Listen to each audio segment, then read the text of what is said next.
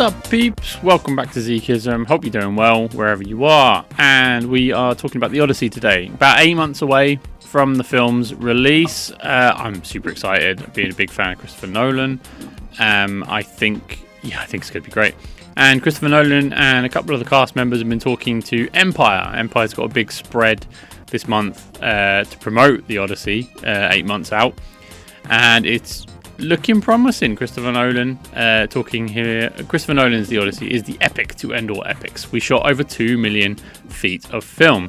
Him being a cinema connoisseur, I guess, or advocate for cinema, and obviously film, less digital film making, but also proper film. He's basically advocating for that as well. It's almost impossible to imagine Christopher Nolan pulling off a feat bigger than all those he's already achieved. Reinventing one of those the most beloved comic book mythologies from the ground up, check. Crafting action set pieces that make equal sense both playing forwards and backwards, check. See Tenet. Jury's out on that one. Turning the terrifying creation of the atomic bomb into a 3-hour doom-laden epic that makes nearly $1 billion at the height of summer blockbuster season, check. See Oppenheimer. He even cast actual David Bowie as Nikola Tesla in The Prestige. Check out The Prestige if you haven't, that's a brilliant film. But to quote Inception, you mustn't be afraid to dream a little bigger, darling. That's Tom Hardy.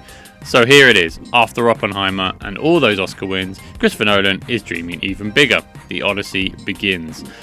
For his 13th feature film as a writer-director, Nolan is going back to where it all began. Homer's epic Greek poem, one of the earliest stories in human history and one of the best. I know it's slightly embellished because all the novelizations and portrayals of the Odyssey in history all stem from this poem.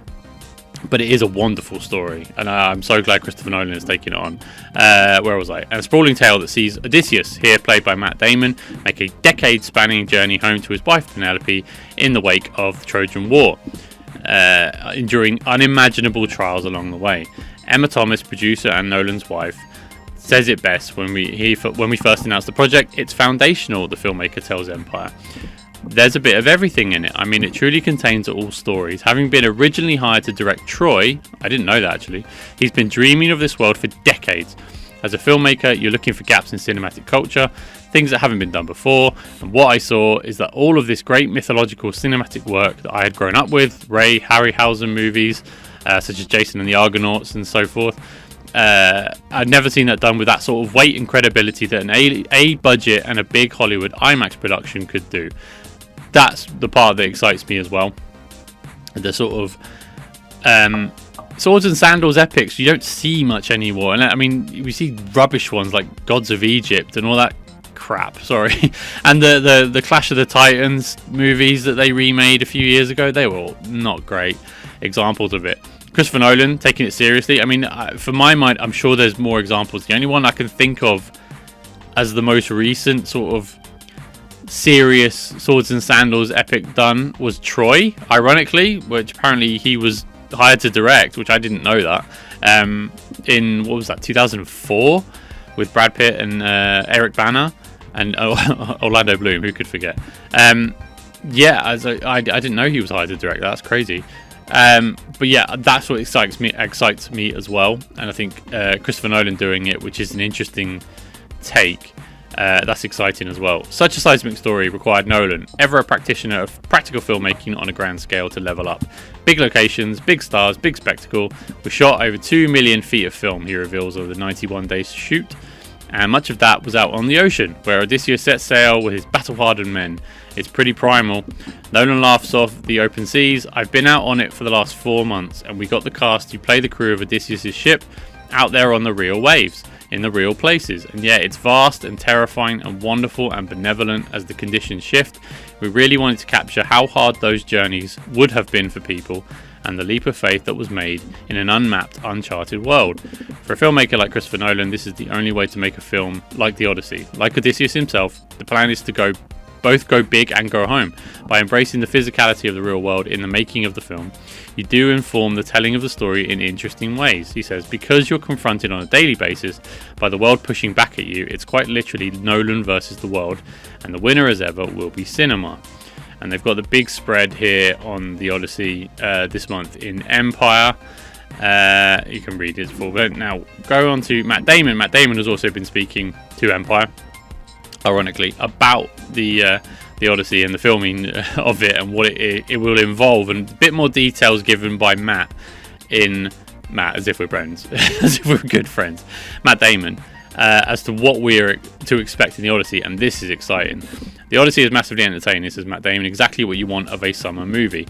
Matt Damon is no stranger to big screen spectacle. With Jason Bourne movies, he helped reinvent the spy movie. Well, it left James Bond running to keep up. That's true, to be fair. They did ape the Bourne movies with the Casino Royale and Craig's run. He made complex heists look like easy money in the Oceans trilogy. He single-handedly escaped Mars with his own fertilizer in The Martian.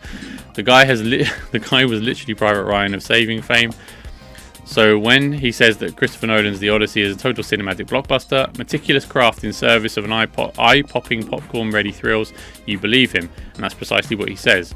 As he tells Empire in our world-exclusive The Odyssey issue, Nolan's latest is exactly what you want of a summer movie. Given everything the legendary director has at his disposal, it should be the most massively entertaining film. It should feel mythic. Nolan's Oppenheimer follow-up cast Damon as Odysseus in a grand-scale retelling of Homer's epic poem, charting his decade-long journey home after the Trojan War. I can say without hyperbole, that it was the best experience of my career, the actor enthuses. It was a massive production, spanning vast swathes of the globe, open oceans, thousands of extras, gigantic props, including the actual Trojan horse. I saw the horse on the beach and was just like, fuck, Damon says. It was just so cool. Through it all, on his third Christopher Nolan movie after Interstellar and Oppenheimer, he helped lead the way on a process that was part thorough planning, part going wherever the movie took them. We were shooting that Trojan horse stuff next week, so I go, how are you going to do it? And Nolan goes, I don't know, we'll just get in there and figure it out. Sounds awesome. It does. The fact that he's promoting it as a summer movie bodes well, and I'll say why in a minute.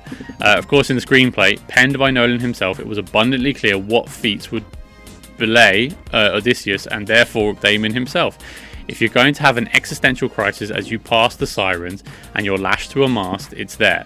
If it says you're running for your life from a Cyclops, you're going to run for your life. Chris doesn't hide the ball. That ball is rapidly approaching. Prepare for Christopher Nolan's biggest ever swing. And you can read the more about the Odyssey in the actual magazine itself. It's on sale now. It is a good read. I would recommend it. It's interesting if you're a fan of Nolan or the Odyssey you're excited for. But I want to circle back to what Matt Damon says about the Cyclops and the Sirens. Now, this is where it excites me because it bodes well. One of my concerns, as a fan of the story, and it's sort of, like I said, the mythological beasts are a really fundamental part of the story. And so my worry, as much as I'm a fan of Christopher Nolan and the story itself, one of my worries was whether he'll play it like a Nolan-esque mystery. Odysseus washes up on the beach and he's retelling the story, but you don't really know if it's true or not. Sort of like an Inception ending with a big question mark. I would like definitive Odyssey portrayal. Like, no, this all happened to this guy, and we're going to see it in full color. That's what we're looking.